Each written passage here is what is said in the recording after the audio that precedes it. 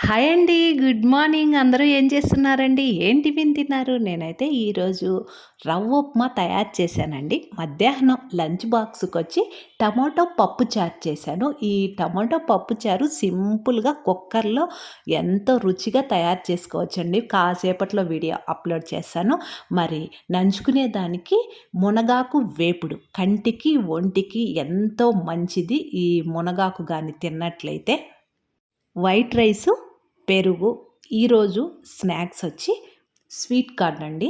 Sweet corn గానీ త్వరగా ఉడికించుకోవాలి అనుకుంటే చిన్న కుక్కర్ గిన్నెలో ఈ స్వీట్ కార్న్ ముక్కలు కాస్త సాల్ట్ వేసి 4, 5 విజిల్స్ వస్తే త్వరగా ఉడుకుతాయండి.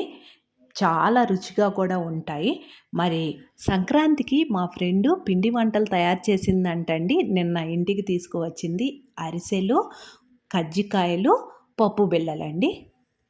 మామూలుగా అయితే ఇలాంటి పిండి వంటలు నేనెప్పుడూ చెయ్యాలి అని అనుకోనండి. ఎందువలనంటే మా అమ్మ గాని, మా అక్క గాని ఎప్పుడూ చేసిస్తూ ఉంటారు. అందువలన నేను ఇవి చెయ్యాలని ప్రయత్నాలు చెయ్యను. రాబోయే రోజుల్లో చేస్తానేమో చూడాలి మరి. మన ఛానల్‌ని ఫస్ట్ టైమ్ చూస్తుంటే సబ్స్క్రైబ్ చేసుకోండి. Thank you.